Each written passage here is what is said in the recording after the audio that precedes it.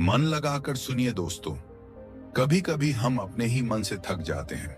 सुबह उठते हैं तो लगता है सब ठीक है, लेकिन कुछ ही पलों में वही मन हमें बेचैन कर देता है। एक विचार, एक शक, एक डर, और पूरा दिन जैसे किसी अदृश्य शक्ति के हाथों कैद हो जाता है। हम सोचते हैं कि हम अपने जीवन के मालिक हैं, लेकिन अगर गहराई से देखा जाए तो असली मालिक तो हमारा मन है। मन ही वो ताकत है जो हमें बना भी सकता है और मिटा भी सकता है। गौतम बुद्ध ने कहा था, मन सब कुछ है, जो तुम सोचते हो वही तुम बन जाते हो। यह वाक्य सिर्फ कोई कोट नहीं है, ये जीवन का सार है। आज विज्ञान भी यही कहता है, हमारी वास्तविकता हमारे विचारों का परिणाम है। मनोविज्ञान बताता है कि इंसान का मन हर दिन लगभग 60,000 विचारों को जन्म देता है, और उनमें से ज्यादातर विचार दोहराए जाने वाले और नकारात्मक होते हैं। यही कारण है कि हम बार बार वही गलतियां दोहराते हैं, वही डर जीते हैं, वही अधूरेपन का एहसास करते हैं। लेकिन बुद्ध ने 2500 साल पहले ही इस रहस्य को समझ लिया था। उन्होंने कहा, मन कोई स्थायी चीज नहीं है, ये बहता है, बदलता है, और इसे देखा जा सकता है। यही बुद्ध की सबसे अद्भुत खोज थी, क्योंकि जब आप मन को देखना शुरू करते हैं तो धीरे धीरे मन अपनी गुलामी से मुक्त होने लगता है। जरा सोचो, तुम्हारा मन हर समय बात कर रहा है। कभी वह तुम्हें भविष्य की चिंता दिखाता है, कभी अतीत की गलती याद दिलाता है, कभी वह तुम्हें किसी से तुलना कराता है, और कभी वह तुम्हारे भीतर एक नकली दुनिया बना देता है, जहां तुम हमेशा कुछ खोज रहे होते हो लेकिन कभी पाते नहीं। यही मन की चाल है। मनोविज्ञान इसे मंकी माइंड कहता है।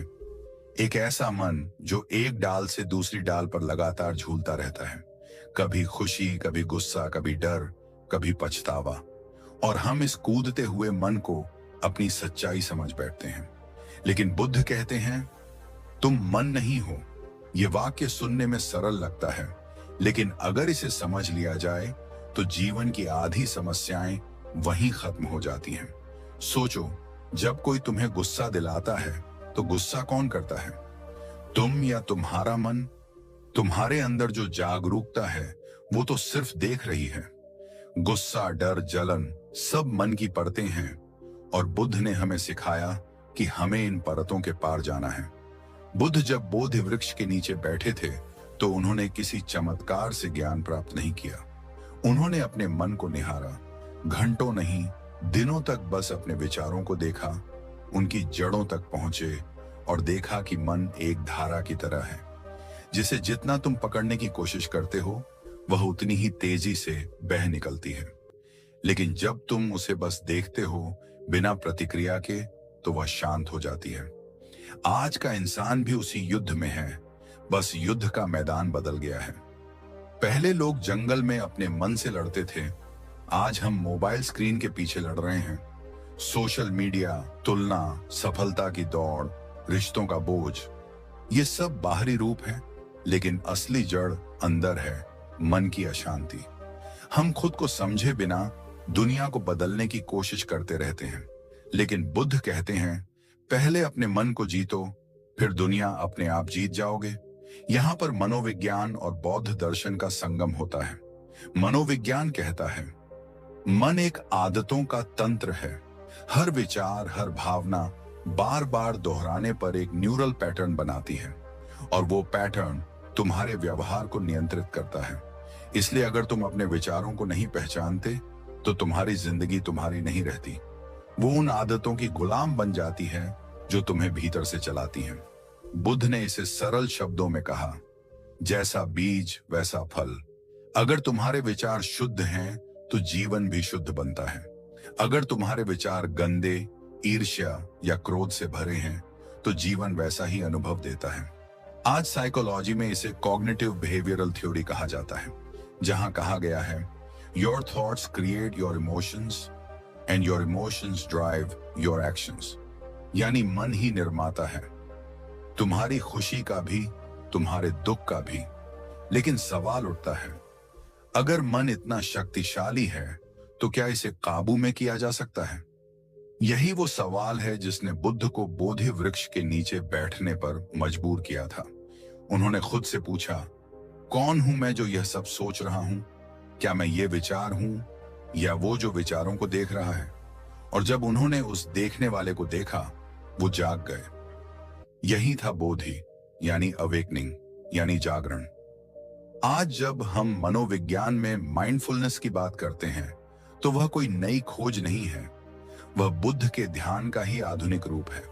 जब तुम बिना निर्णय के अपने मन को देखते हो, जब तुम बस श्वास पर ध्यान देते हो, तो धीरे धीरे विचारों की भीड़ कम होती है।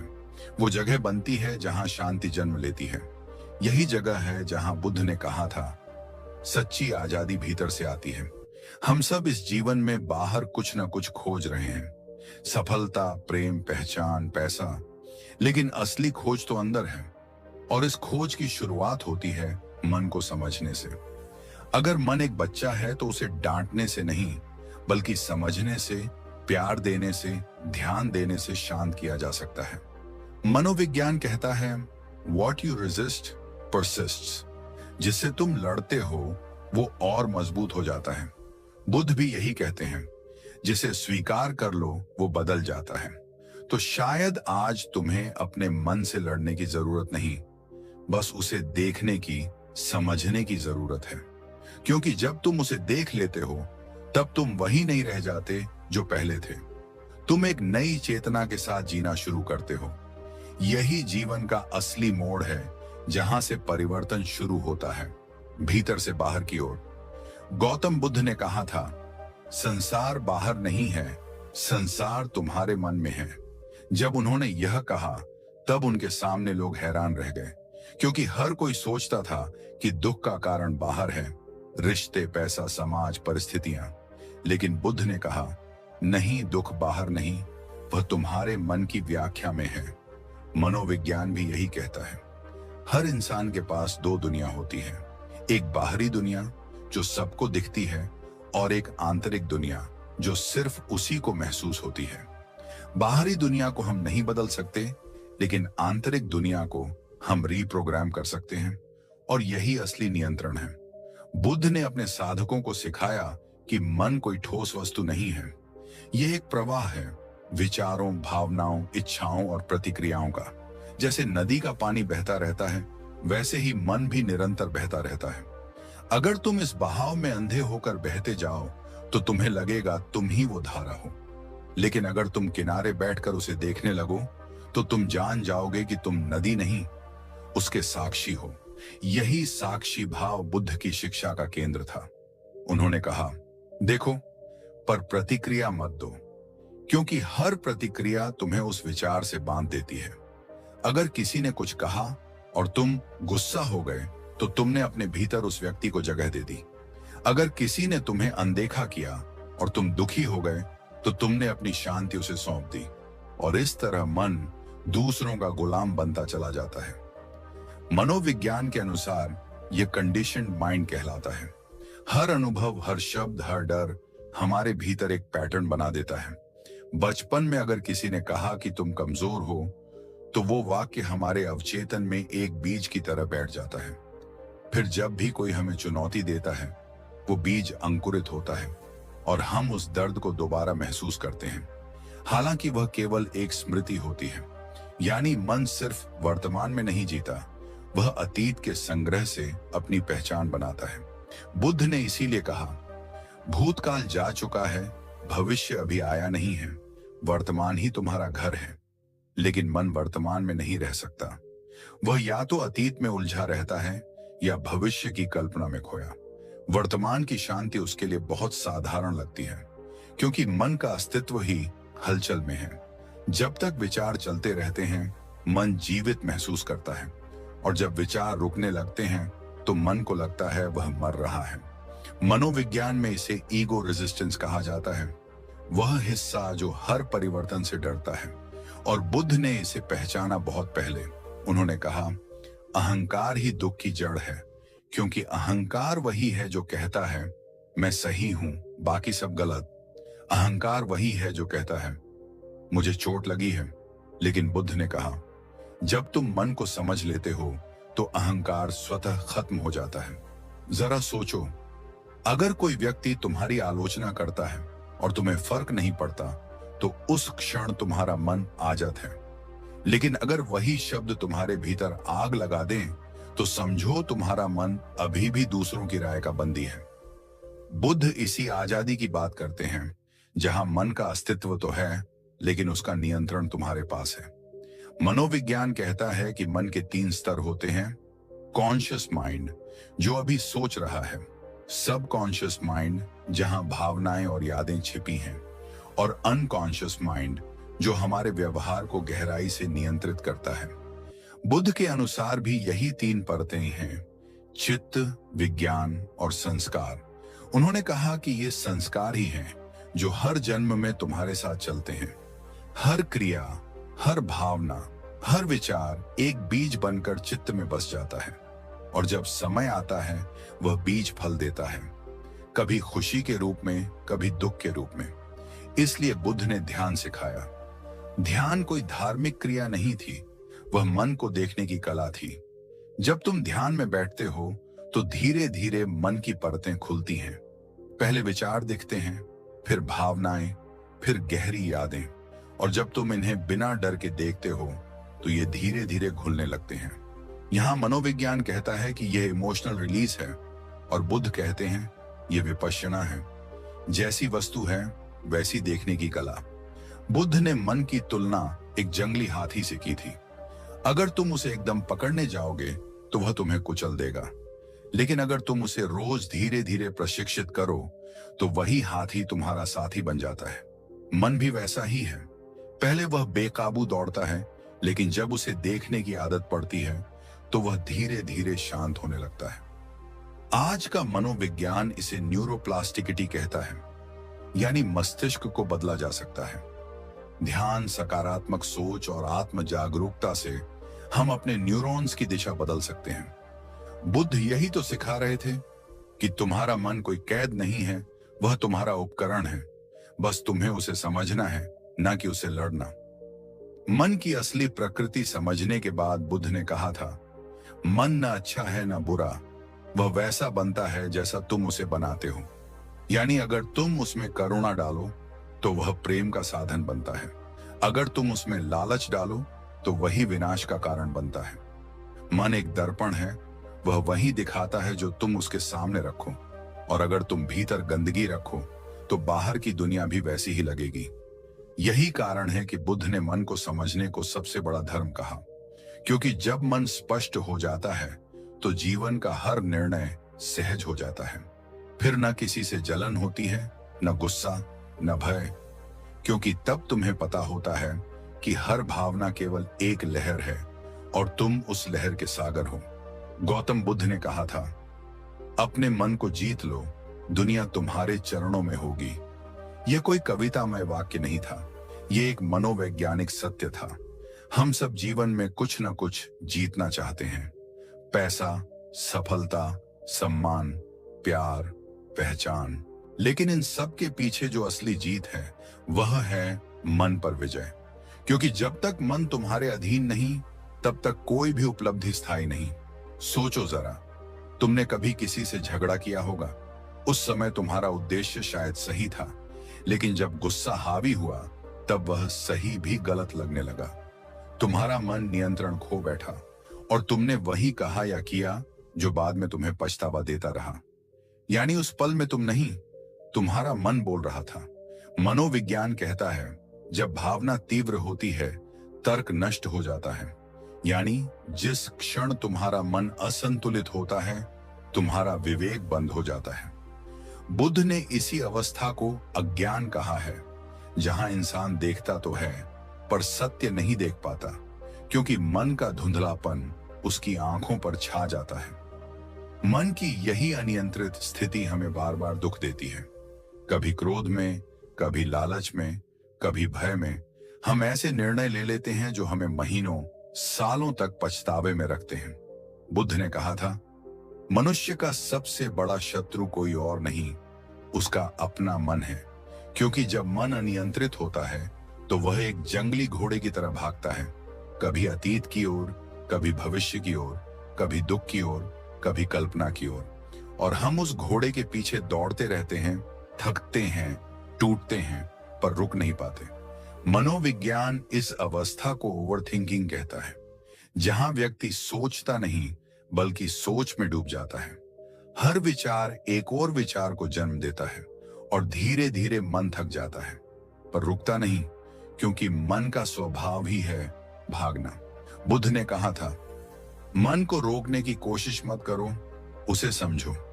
अगर तुम किसी नदी को रोकने की कोशिश करोगे तो वह उफान मार देगी, लेकिन अगर तुम उसे एक दिशा दो तो वही नदी शक्ति बन जाती है। मन भी वैसा ही है, अगर तुम उसे दिशा नहीं दोगे तो वह तुम्हें कहीं का नहीं छोड़ेगा। बुद्ध के समय में एक भिक्षु उनके पास आया। उसने कहा, भगवान, मेरा मन बहुत भटकता है। मैं ध्यान करता हूं पर विचार रुकते नहीं। कभी बचपन की यादें आती हैं, कभी भविष्य की चिंताएं। बुद्ध मुस्कुराए और बोले, ये मत कहो कि मन भटकता है, यह कहो कि तुमने उसे कभी दिशा नहीं दी। उन्होंने कहा, मन तुम्हारा दास नहीं, तुम्हारा साथी है। बस तुमने उसे सिखाया नहीं कि शांत कैसे रहना है।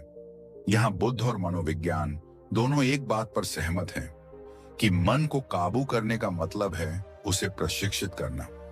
जैसे शरीर के लिए व्यायाम जरूरी है, वैसे मन के लिए ध्यान, एकाग्रता और जागरूकता जरूरी है।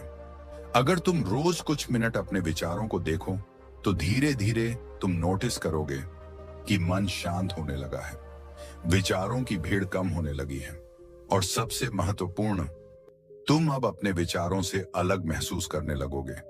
मनोविज्ञान इसे मेटा अवेयरनेस कहता है, यानी मैं सोच रहा हूं यह जानने की क्षमता। और बुद्ध ने इसे कहा स्मृति, माइंडफुलनेस। उन्होंने कहा, जो हर क्षण सजग है वही सच्चा साधक है। अब सोचो, जब मन अनियंत्रित होता है तो वह हमें हर दिशा में खींचता है, इच्छाओं की ओर, डर की ओर, तुलना की ओर। यह वही मन है जो कहता है वो इंसान तुमसे बेहतर है। तुम्हारे पास सब कुछ होते हुए भी कुछ कमी है, और जब तुम इन आवाजों को मान लेते हो तो तुम दुख की जंजीरों में बंध जाते हो। बुद्ध ने कहा था, इच्छा ही दुख की जड़ है। यहां इच्छा का अर्थ केवल भौतिक चाह नहीं है, बल्कि हर वो पकड़ जो मन करता है। जब मन कहता है यह मुझे चाहिए तभी मैं खुश रहूंगा, तो उसी क्षण दुख शुरू हो जाता है, क्योंकि तुमने अपनी खुशी को किसी शर्त से बांध दिया, और अगर वह शर्त पूरी ना हो तो तुम्हारा मन तड़पता है। यही मन का भ्रम है। मनोविज्ञान भी यही बताता है कि जब तक इंसान बाहरी चीजों पर निर्भर है वह इमोशनल डिपेंडेंसी में जीता है, और जो व्यक्ति भावनात्मक रूप से निर्भर है वह कभी स्वतंत्र नहीं हो सकता। बुद्ध ने इसी को आसक्ति कहा। उन्होंने सिखाया कि सच्ची स्वतंत्रता तभी आती है जब तुम अपने मन को नियंत्रित करते हो, ना कि मन तुम्हें। मन को काबू में रखना कोई दमन नहीं है, यह किसी सैनिक अनुशासन जैसा बल प्रयोग नहीं है, यह प्रेम की प्रक्रिया है। तुम अपने मन से लड़ो मत, उसे समझो, सुनो, उसके कारणों तक जाओ। जब तुम यह समझ लेते हो कि हर विचार केवल एक लहर है, तो तुम्हें पता चलता है लहर चाहे कितनी भी बड़ी हो, तुम समुद्र हो, असीम, स्थिर, गहरा। इसीलिए बुद्ध ने कहा, जिसने अपने मन को जीत लिया उसने संसार को जीत लिया। क्योंकि तब न तो गुस्सा तुम्हें हिला सकता है, न भय, न लालच, न मोह। फिर तुम परिस्थितियों से नहीं, अपनी चेतना से संचालित होते हो, और वही क्षण है जब इंसान साधारण से असाधारण बनता है।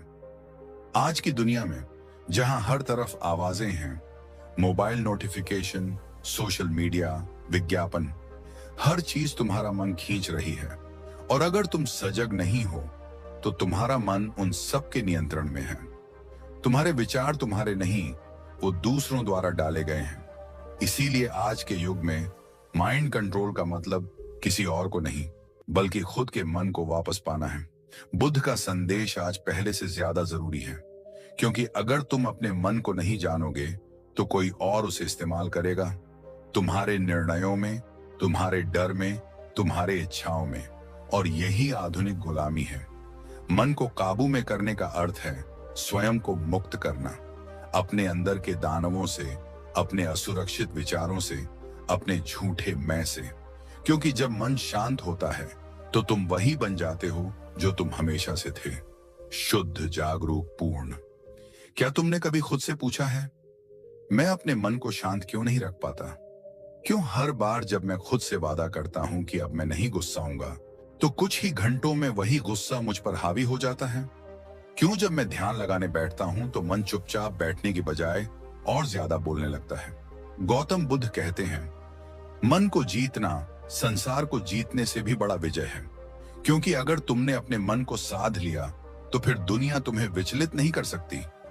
लेकिन सवाल यह है, मन को साधा कैसे जाए? क्या इसे दबा देना ही नियंत्रण है? क्या इसे रोकना ही शांति है? नहीं, बुद्ध ने कभी नहीं कहा कि मन को रोक दो। उन्होंने कहा, मन को देखो, बस देखो। क्योंकि जो देखा जा सकता है उसे समझा जा सकता है, और जो समझा जा सकता है उसे बदला भी जा सकता है। बुद्ध का पहला उपाय, स्मृति, माइंडफुलनेस, जागरूकता। बुद्ध ने कहा, जब तुम खाते हो तो सिर्फ खाना खाओ, जब तुम चलो तो सिर्फ चलो, जब तुम सांस लो तो सिर्फ सांस लो। यही है स्मृति, यानी सजगता। सजगता का अर्थ है हर क्षण में पूरी तरह उपस्थित रहना। किसी चीज को करते समय अतीत के पछतावे या भविष्य की चिंता में नहीं डूबना। आज मनोविज्ञान ने यही सिद्धांत mindfulness based cognitive therapy, MBCT और माइंडफुलनेस मेडिटेशन के रूप में अपनाया है। हार्वर्ड यूनिवर्सिटी के एक अध्ययन में पाया गया कि जो व्यक्ति रोज 15 मिनट माइंडफुलनेस मेडिटेशन करता है, उसके दिमाग के अमीगडाला, जो डर और तनाव से जुड़ा है, की गतिविधि कम हो जाती है, और प्रीफ्रंटल कॉर्टेक्स, जो निर्णय और शांति से जुड़ा है, अधिक सक्रिय हो जाता है। मतलब क्या? सिर्फ सजग रहने से तुम्हारा मस्तिष्क शारीरिक रूप से बदलता है। वो शांत, स्थिर और अधिक बुद्धिमान बनता है। बुद्ध के लिए सजगता का अर्थ था हर विचार को विचार के रूप में देखना, हर भावना को भावना के रूप में पहचानना, बिना यह कहे कि यह अच्छा है या बुरा। क्योंकि जब तुम किसी विचार को जज नहीं करते तो वह खुद ही चला जाता है, लेकिन जब तुम उसे पकड़ लेते हो तो वह तुम्हें पकड़ लेता है। तो अगली बार जब कोई नकारात्मक विचार आए तो उसे भगाओ मत, बस कहो, ठीक है, तुम आए हो, मैं तुम्हें देख रहा हूं। बस इतना कहना ही मन को कमजोर कर देता है, क्योंकि अब तुम विचार नहीं हो बल्कि विचार के साक्षी बन गए हो। दूसरा उपाय, विपश्यना, मन को देखना बिना प्रतिक्रिया के। बुद्ध का सबसे गहरा ध्यान था विपश्यना। वी का मतलब है विशेष और पश्यना का मतलब है देखना, यानी वस्तु को जैसी है वैसी देखना। उन्होंने कहा, मन को भगाओ मत, उसे देखो, क्योंकि जो दिखने लगता है वो तुम्हें नियंत्रित नहीं कर सकता। जब तुम चुपचाप बैठकर अपनी सांस को देखते हो तो मन हजारों विचार फेंकता है, बीता हुआ कल, आने वाला कल, किसी की बात, किसी की गलती। लेकिन अगर तुम बस देखते रहो तो एक क्षण ऐसा आता है जब तुम विचारों के बीच की खामोशी को महसूस करते हो। वही खामोशी तुम्हारा असली स्वरूप है। आधुनिक मनोविज्ञान ने इस प्रक्रिया को मेटाकॉग्निटिव अवेयरनेस कहा है, यानी खुद को सोचने वाले से हटाकर देखने वाले के रूप में पहचानना।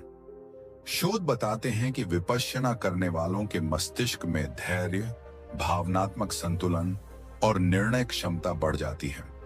बुद्ध कहते थे, तुम्हारा मन एक बंदर की तरह है जो एक डाल से दूसरी डाल पर कूदता रहता है। उसे मत मारो, उसे देखो। देखते देखते वह थक जाएगा। ये थकावट नहीं, हार है, ये शांति की शुरुआत है।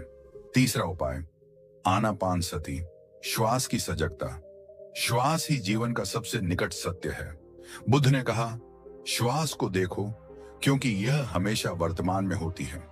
जब तुम सांस पर ध्यान देते हो तो तुम वर्तमान में लौट आते हो, क्योंकि सांस न अतीत में है न भविष्य में, वह सिर्फ अब में है। जब तुम अपनी सांस की लय को महसूस करते हो तो मन की लहरें धीरे धीरे शांत होने लगती हैं। तुम देखोगे, विचार आते हैं लेकिन उनकी ताकत कम हो जाती है। वे अब तुम्हें बहा नहीं पाते। आधुनिक विज्ञान कहता है कि धीरे और गहराई से सांस लेने से मस्तिष्क में अल्फा और थीटा वेव्स बढ़ती हैं, जो रिलैक्सेशन और फोकस से जुड़ी होती हैं। यानी तुम जितना गहरा सांस लेते हो, उतना ही मन गहराई में उतरता है। ध्यान दो, तुम्हारी हर सांस एक शिक्षक है।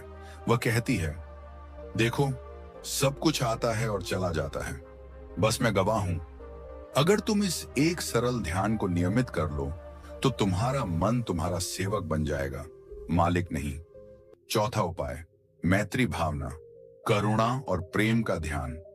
बुद्ध ने कहा, अगर तुम अपने मन को बदलना चाहते हो तो उसमें करुणा भर दो, क्योंकि मन के सारे विष, गुस्सा, ईर्ष्या, द्वेष, प्रेम के सामने टिक नहीं सकते। बुद्ध ने अपने अनुयायियों को मेटा भावना ध्यान सिखाया, जहां वे मन में कहते थे, सब प्राणी सुखी हों, सब प्राणी निरोगी हों, सब शांत हों। यह सुनने में साधारण लगता है, पर इसका प्रभाव गहरा है। जब तुम अपने शत्रु के लिए भी शुभकामना भेजते हो, तो तुम्हारे भीतर की नफरत घुल जाती है। वह नफरत ही थी जो मन को विषैला बना रही थी, और जैसे ही वह खत्म होती है, मन एकदम हल्का महसूस करता है। मनोविज्ञान में इसे लविंग किंडनेस मेडिटेशन कहा जाता है। एक अध्ययन के अनुसार जो व्यक्ति रोज 10 मिनट इस ध्यान का अभ्यास करता है, उसकी ऑक्सीटोसिन, प्रेम हार्मोन की मात्रा बढ़ती है और कोर्टिसोल, तनाव हार्मोन, घटता है। यानी यह ध्यान न सिर्फ आत्मिक शांति देता है, बल्कि जैविक रूप से तुम्हारे शरीर को स्वस्थ बनाता है। करुणा मन की सबसे बड़ी दवा है।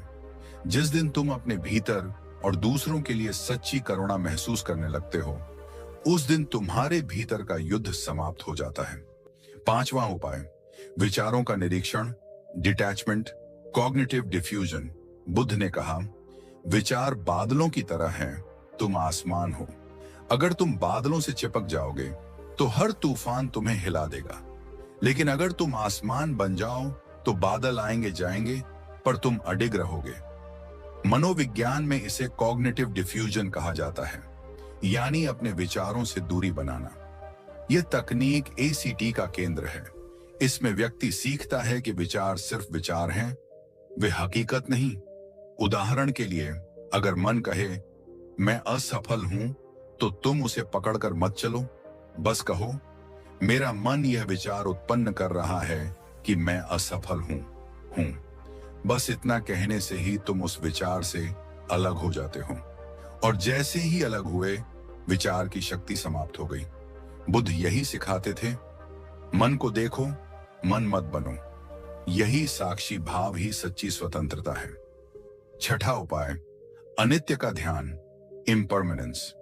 बुद्ध ने कहा, जो कुछ भी उत्पन्न होता है वह नष्ट भी होता है। यह सुनने में सामान्य बात लगती है, पर इसका अर्थ बहुत गहरा है। जब तुम सच में समझ लेते हो कि हर भावना, हर दर्द, हर स्थिति अस्थायी है, तो तुम उनसे चिपकना बंद कर देते हो। मनोविज्ञान में इसे रैडिकल एक्सेप्टेंस कहा गया है, अर्थात चीजों को जैसे हैं वैसे स्वीकार करना। जो व्यक्ति स्वीकार करता है वह मानसिक रूप से सबसे मजबूत होता है, क्योंकि जो विरोध करता है वह संघर्ष करता है, और जो स्वीकार करता है वह मुक्त होता है।